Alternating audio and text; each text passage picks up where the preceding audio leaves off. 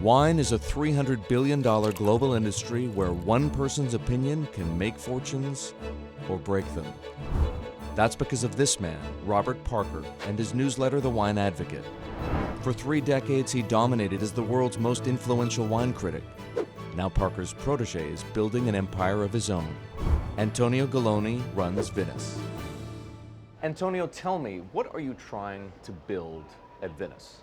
Well, at Vinous, we started with the idea in 2013 of building a world-class platform. We have a database of about 250,000 professionally written reviews. On Delectable, we have 7 million user reviews.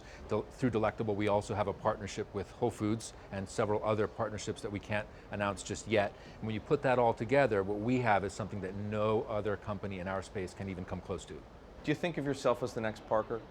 Not at all. Why? Because Steve Jobs said you can't live your life trying to be somebody else. So he's one of my biggest influences, and I've never wanted to be a replica of somebody else because a replica is never as good as the original. Bob is a genius, fantastic, one of a kind. We're going to be something completely different, and I have no desire to be some version of somebody else. Different in what way? Every decision that I've made at this company is completely anathemic to what Bob did with his company. I want our writers to be partners. All of my senior people are locked into the company. They all have equity or they have a path to equity based on business results. That's something that we never had at Parker. Our benefits are world-class, and everything that we've done at Vinous is completely different from that model. When Steve Tanzer, who is the most experienced active wine critic in America, wants to work with us, that says something. When Alessandro Masnaghetti, who's the best cartographer of vineyards, wants to work with us, that says something. When Neil Martin, who's a superstar wine critic with enormous experience in Bordeaux and Burgundy and the former lead critic at The Advocate, wants to come and be part of our team, that says something. You make it sound like The Wine Advocate was a disaster as a company and a miserable experience as an employee. No, it was great because I got to work with Bob Parker when he was at his prime, and Bob was like a second father to me, and we talked on the phone all the time, and he gave me great advice. Can anyone's palate dominate the wine criticism business the way Parker's did? And should anyone's palate dominate it the way his did? I just think the world is very different today. It's just a totally different world. It's probably not healthy to have a single person dominating the world. It's not even wine criticism, it's the wine industry. Yeah, that's probably not the healthiest thing in the world. But I think that there's just such an opportunity right now with social media and technology to reach such a massive number of people that I think it's possible that 1 or 2 people will actually have more influence than Bob Parker did, because they will, again, this goes back to your first question, not trying to be a version of somebody else.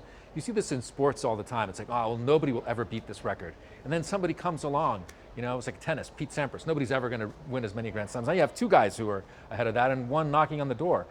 And so I think a lot like that. You're a former investment banker. How does that inform and influence what you're doing and what you've done? My generation has had to deal with a lot more challenges. That's why I think we're actually much better poised for the future. My first job in finance, the first thing that happened was long-term capital, 1998. Then the tech bubble melted down. Then there was a mutual fund trading scandal. That was all like within about 5 or 6 years. And these are the things that I had to deal with as a young executive. My peers who were 20 years older didn't know how to manage in crisis. They'd only seen Black Monday. They'd just been in a big bull market. It's very different. So I'm very lucky. People of my generation or a little bit younger have actually had to deal with a lot more crises. I think that's actually good for learning how to cope with challenges in business. From the outside, it kind of looks like you're trying to demolish the house that Parker built, right? You left The Wine Advocate. Yeah.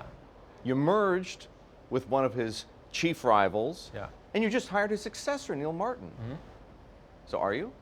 I think what that says is that all the best people want to work at our company, and that's really what we strive to create starting in 2013.